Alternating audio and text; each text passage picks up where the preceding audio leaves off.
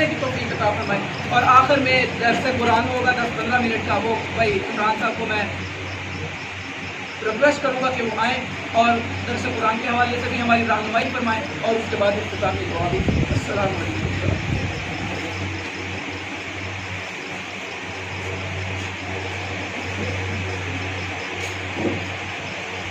السلام علیکم ورحمۃ اللہ وبرکاتہ.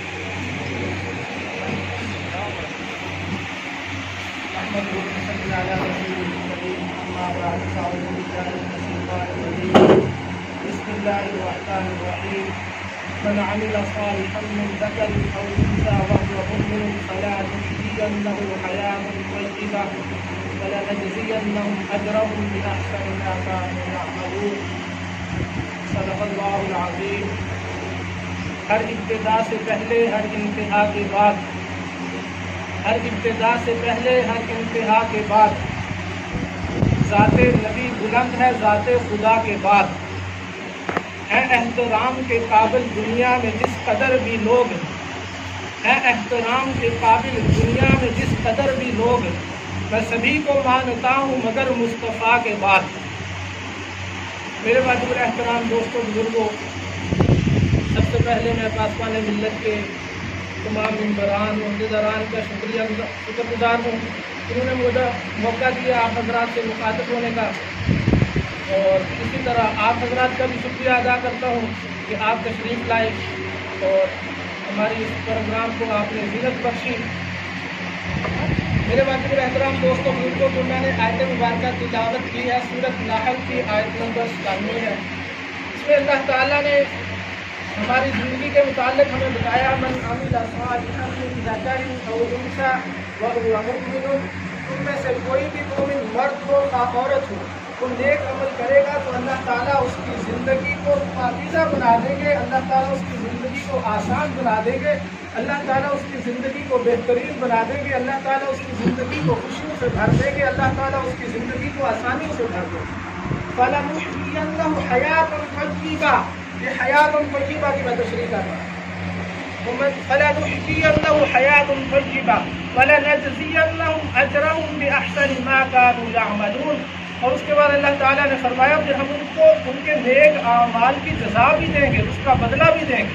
ظاہر ہے نیک اعمال کا بدلہ نیکی کی صورت میں اور اچھے اعمال اور بلندیوں کی صورت میں ہی ہو سکتا ہے. تو میرے بھائیوں دوستوں بزرگوں، اللہ تعالیٰ نے ہمیں یہ واضح پیغام دے دیا. اب انسان کی زندگی کے مختلف مراحل ہوتے ہیں. جیسے ہم پیدا ہوئے ہیں، بچپن ہے، لڑکپن ہے، جوانی ہے، بڑھاپا ہے، تو ان مراحل میں ان ادوار میں جو بہترین دور ہوتا ہے وہ جوانی کا دور ہوتا ہے. اور ماشاءاللہ آپ سارے حضرات جوان بیٹھے ہیں، اور جوانوں کے اندر اللہ تعالیٰ نے یہ صفات پیدا کی ہیں. کسی بھی معاشرے کے اندر ان کا اہم کردار ہوتا ہے اس کے بگاڑ میں یا اس کو سدھارنے کے اندر، چاہے وہ بگاڑ کے حوالے سے ہو چاہے وہ سدھار کے حوالے سے. نوجوانوں کا بہترین کردار ہوتا ہے. جس معاشرے کے نوجوان سلجھے ہوئے ہوں، جس معاشرے کے نوجوانوں کی سوچ مثبت ہو، جس معاشرے کے نوجوان نمازی ہو، جس معاشرے کے نوجوان باحیا ہوں، وہ معاشرہ بہترین معاشرہ کہلاتا ہے. تو میرے بھائیوں دوستوں بزرگوں، یہ جو ہماری جوانیاں ہیں، یہ جو ہماری صحت ہے، اس کے حوالے سے میں بتاتا چلوں یہ کتنی قیمتی ہے. اللہ تعالیٰ نے جس سے بھی کام لیا نوجوانی کی عمر میں کام لیا. حضرت ابراہیم علیہ السلام کا واقعہ آتا ہے، واقعہ لمبا ہے، مختلف جگہ پر اللہ تعالیٰ نے قرآن پاک میں بیان کیا ہے. میں خلاصہ بیان کرتا ہوں کہ جب انہوں نے بتوں کو توڑ دیا اور ایک بت کے کندھے پر کلہاڑے کو لٹکا دیا، تو بعد میں وہ جو مشرکین تھے وہ باتیں کرنے لگے، کہنے لگے وہ جو نوجوان ہے نا، یہ قرآن کا ترجمہ ہے، وہ جو نوجوان ہے نا یہ اس نے کیا ہوگا، وہ ہمارے بتوں کے خلاف باتیں کیا کرتا ہے. اور اسی طرح حضرت موسیٰ علیہ السلام کا واقعہ، انہوں نے ایک کبتی کو مارا، مکہ مارا، اور وہ وہیں پر ڈھیر ہو گیا، ختم ہو گیا. جوان تھے موسیٰ علیہ السلام. یہ بتا رہا ہوں نبی اکرم صلی اللہ علیہ وآلہ وسلم نے 40 سال کی عمر میں اعلان نبوت کیا. حضرت صدیق اکبر رضی اللہ تعالیٰ عنہ نے 38 سال کی عمر میں اسلام قبول کیا، اور حضرت عمر فاروق رضی اللہ تعالیٰ عنہ نے 27 سال کی عمر میں اسلام قبول کیا. حضرت علی رضی اللہ تعالیٰ عنہ نے بچپن میں قبول کر لیا، 8-10 سال کے تھے. تو یہ نوجوانوں کی ایک جماعت تھی، یہ جو معاشرہ تشکیل دیا جا رہا تھا. نبی اکرم صلی اللہ علیہ وسلم کے ساتھی رفقا صحابہ اکرام، یہ نوجوانوں کی جماعت تھی. انہوں نے پھر دنیا کے اندر انقلاب برپا کیا. اتر کر ہرا سے سوئے قوم آیا، وہ ایک نسخہ کیمیا ساتھ لایا۔ اتر کر ہرا سے سوئے قوم آیا، وہ ایک نسخہ کیمیا ساتھ لایا۔ وہ بجلی کا کڑکا تھا یا صوت ہادی، عرب کی ساری زمین کس نے ہلا دی، انہوں نے انقلاب برپا کر کے دکھایا۔ تو میرے بھائیوں دوستوں بزرگوں، میں جو بتانا چاہتا ہوں، ہم نوجوان اپنے بڑوں کی قدر کریں، ان سے مشورہ کریں، ان سے گائیڈ لائن لیں، ان کی عزت کریں، ان کے مشورے کے مطابق اپنے کاز کو، اپنے کام کو، اپنے طریقہ کار کو لے کر چلیں۔ حضرت بایزید بستامی رحمۃ اللہ علیہ ہندوستان کے مشہور بزرگ ہیں، آپ نے واقعات سنے ہیں۔ جب تبلیغ کے سفر سے واپس آئے، اپنی والدہ سے کہنے لگے کہ میں گیا تھا سفر میں، تو اللہ تعالیٰ کے فضل و کرم سے میرے ہاتھ پر کئی ہندوؤں نے اسلام قبول کیا، سینکڑوں لاکھوں، اور اسی طرح کئی مسلمانوں نے میرے ہاتھ پر توبہ کی۔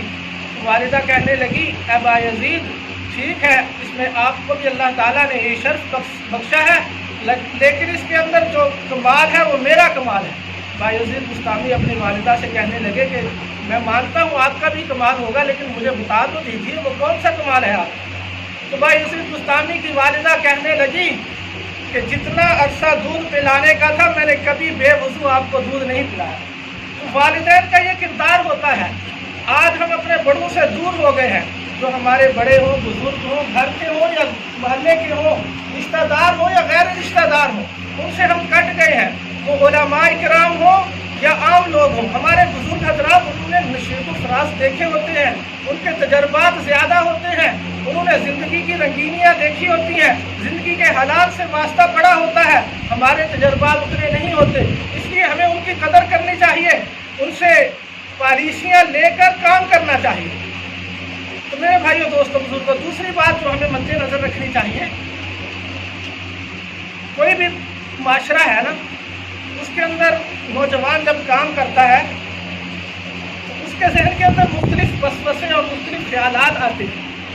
جو میں بات کرنے لگا ہوں عید الاضحیٰ کے پیغام سے، وہ یہ ہے کہ اس عید قربان پر جیسے ہم نے اپنے جانوروں کے گلوں پر چھریاں چلائی ہیں، ان کو ذبح کیا ہے، اسی طرح اپنی انا کو بھی قربان کریں، اپنے من کو بھی ماریں، اپنی میں پر بھی چھری چلائیں۔ یہ جو ہمارے اندر میں ہے نا، کہ میں یہ ہوں، میں نہ ہوتا تو ایسا ہو جاتا، میں نہ ہوتا تو یہ نہ ہوتا، اس میں کو ختم کریں، اپنے آپ کو جھکا دیں، غرور اور تکبر اور فرعونیت اور رعونیت والا جو لہجہ ہے اس کو ختم کریں۔ کوئی بھی ادارے کا سربراہ ہو یا کسی جماعت کا کوئی سرپرست ہو، صدر ہو، وہ یہ نہ سوچے کہ میری وجہ سے جماعت چل رہی ہے۔ ادارے کا سربراہ یہ نہ سوچے کہ میں نہ ہوتا تو یہ ادارہ نہ چلتا۔ یہ اللہ تعالیٰ کی ذات چلا رہی ہے۔ اللہ تعالیٰ کی رحمت پر، اللہ تعالیٰ کی ذات پر ہمیں امید ہونی چاہیے، اور اسی پر ناز ہونا چاہیے، اسی پر بھروسہ ہونا چاہیے۔ اگر ہمارے اندر یہ میں آ گئی کہ یہ میں کر رہا ہوں، پھر سمجھ لو بیڑا غرق ہو گیا۔ کیا میں نے وہ خبر پڑھی، آپ نے بھی چند دن پہلے پڑھی ہوگی، ہمارے ملک کے سابق صدر ممنون حسین وفات پا گئے، تو میں نے یہ خبر پڑھی کہ ان کو ایک فلاحی ادارے کے دفتر کے اندر ان کے ملازمین ان کو غسل دے رہے ہیں۔ اللہ تعالیٰ ان کی بخشش کرے، ان کی مغفرت کرے۔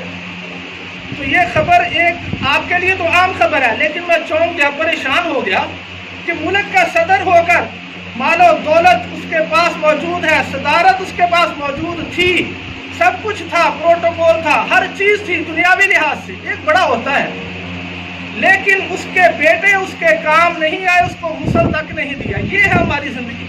ابھی سانس نکل جائے، پیچھے کچھ بھی باقی نہیں بچتا۔ ملے خاک میں اہل شاہ کیسے کیسے، ہوئے نامور بے نشاں کیسے کیسے، زمین کھا گئی آسماں کیسے کیسے، ملے خاک میں اہل شاہ کیسے کیسے۔ تو میرے بھائیوں دوستوں بزرگوں، ہمیں اپنی سوچ کا دائرہ کار ایک تو جیسے بھائی فرما رہے تھے وسیع کرنا ہے، بدلنے کے لیے اپنے آپ کو بھی اور لوگوں کو بدلنے کے لیے بھی۔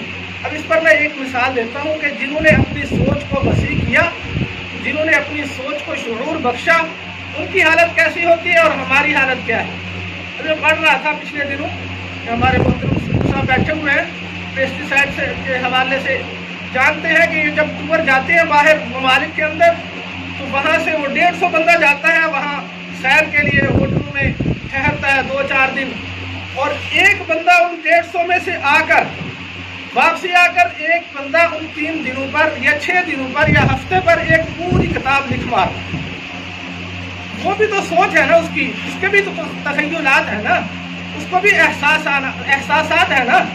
اور دوسرا 150 بندہ جو ہے 149 وہ سارے کے سارے جی بڑے مزے تھے جی، بڑے کھانے اچھے تھے، ہوٹل کی سیر کی ہم نے، فلاں سیر کی، بس یہ تبصرے ہوتے.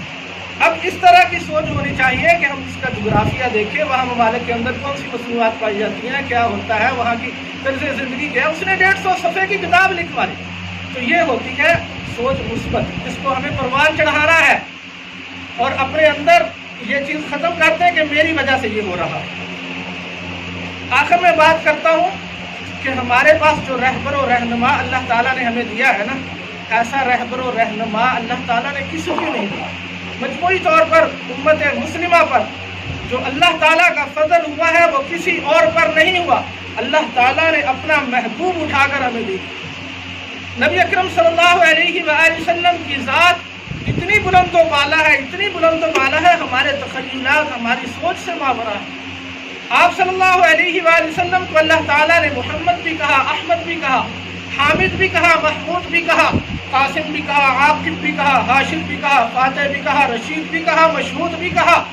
آپ صلی اللہ علیہ وآلہ وسلم کو اللہ تعالیٰ نے بشیر بھی کہا، نذیر بھی کہا، سراج المنیر بھی کہا.